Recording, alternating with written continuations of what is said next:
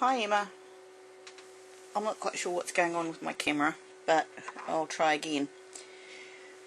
With the sizing on the Gypsy, you have three different ways of doing it. This is your size button that increases and decreases the item while it's actually on the mat. This is your real size dial, and that will give you the size that it actually is. For instance, in a paper doll, you'll get a 3-inch paper doll. You will have, if you have that on, the clothes will be cut out at 3 inches. If you have it off, like it is at the moment, if it's on, it turns, yes, if it's on, it turns yellow, it highlights, and that would give you the clothes in the real size. If you have it off, it gives you the clothes that would actually fit the doll. So that's called your real size dial. Now this is your width and height, and while this little yellow thing is highlighted, it will actually make your width and height continue as they are, so it will keep them in perspective. Now if I highlight this one, for instance, have to bring that back over again now, sorry if I got my hands in the way, you'll see it says a height of 3.77. Now it's actually coming down to the 6-inch mark, so I'm not quite sure why this one is not giving me really a correct height on this, but I'm wondering whether the bag itself will end up as a 3.7 height. And if I look at the little bag that I cut out, it possibly is. I don't think it really is 3.7, but this is the little bag that I cut out from that one, so you can sort of see, if I put it back there a little bit, you can see that's the little bag I cut out from the top one, or at least I think it is. Yep. Oh no, maybe it's not. Maybe it's this one that's the one I cut out from the bottom. This is the one I maybe cut out from the top, and yes, possibly it is 3.7. I'll give a measurement on that later, and try and do those. But what I was going to show you how to do, and I'll come over here and just put that down there, when this is, the height is highlighted and you've already selected it on your screen, you will find your cursor comes in at 4. But if we choose a new layer, I'll just close the eye on this one so that it's not poking in behind us. Now you can see this height is now in at 4, and if I put my cursor there, it'll come in at 4, and I will select a bag and bring it in, and it'll come in at 4 inches. Now with this bag, if you look at it, there's no way that it's 4 inches because I'm working on a 12 by 12 mat, and this is your 6-inch line. So as I said, I think that this is actually probably the finished height of the bag that we're getting here. Now if for instance I wanted this whole bag to fit on an A4 sheet, I could rotate it, or I could say my A4 sheet's at the top, and I could make my width, and if I select one or other of the width and height, I can go down, and this one puts them up in small amounts, right? 51, 50, 52, and I think it actually goes up in single figures. This one goes up in the tens, the 0.1 figures, and you can sort of sit there and put that up. Or otherwise, to make it quicker, and I'm doing the width here instead of the height, I can press the keypad and I can say the width of my paper is 8.25, and so I know now, if I put that on there, the width of my paper is 8.25, and so I know that that is going to cut out at 8.25. Now if I go back to the basic one, I can put this over on one side and say hang on, let's there, say, right, now that's going to cut out with my width at 8.25, and providing I put my paper in the right place, that's going to be the right width for my paper. Now, that's my finished height, not the height on the paper, although sometimes, in fact mostly, it will actually be the height that you've got on the screen.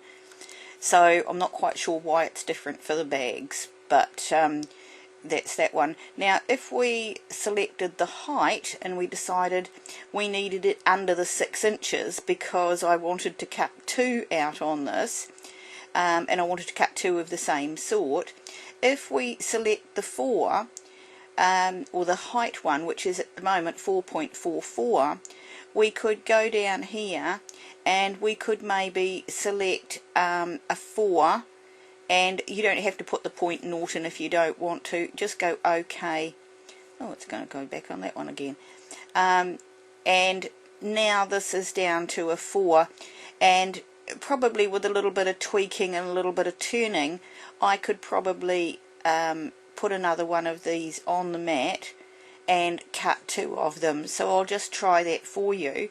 So if that's highlighted and we go to the Advanced tab over here, and we go to duplicate, yep, we've done that. And if I duplicate something, I generally like to sort of pull it down with the arrows. Sometimes it works without the arrows and I can just pull it into place, but generally not. Now, if I was going to put 2 of these on the mat, I would consider going to the rotate button and then down to these and rotating it slightly, and I'd do that probably fairly slowly because you never end up with them where you really want them. Move this one over a bit so that it's not going to go off the deck, and maybe rotate that one as well, and whoops, that was a bit fast.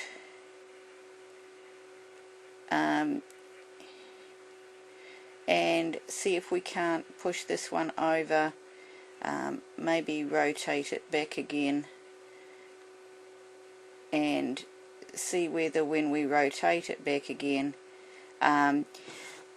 maybe a fraction smaller, but I think we would probably actually get away with that. No, maybe not, because it's just so if we press this top left silver button and we click in here, it's going to tell us whether we're going to chop this bit out of a handle, and right now we are going to. So that's a way of zooming in and having a look. So if we click this one and we go back to our basics again and we hit our height button, we can take our height button down, see it goes down one at a time. We might be able to go down to 3.9 if we get clever, and if we take this one down to 3.9, we probably find that it's just enough to, and it is there to get. Now if I hit the basic one and just come over a fraction, you'll find that that will actually fit on my bit of paper with 2 bags.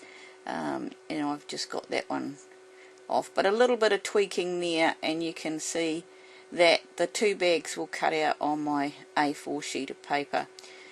And we work a lot over here in A4 sheets of paper. Sometimes I'll work on the 12 by 12 and it doesn't make any difference, and I can actually do the whole sheet. But that's basically your sizing. If you want them, you can actually change the width without changing the height by clicking on your little chain here, and that will change your width. You can highlight your width and change it. If you're going to do that, realize that in a lot of things like this that actually go together, they will not stay in proportion and you won't be able to put them together. And I did make that, I did accidentally hit that once and found my little bag didn't go together very well, and I couldn't understand why. So as soon as you put that back, then you'd have to go back to what the real size of this was and take it back, and you know, you might not actually get it right unless you've put it down to start with. But in the meantime, that gives you your width and your height. Keep your little link yellow, and it will make it in perspective for you, so that when you change it, it will still all go together.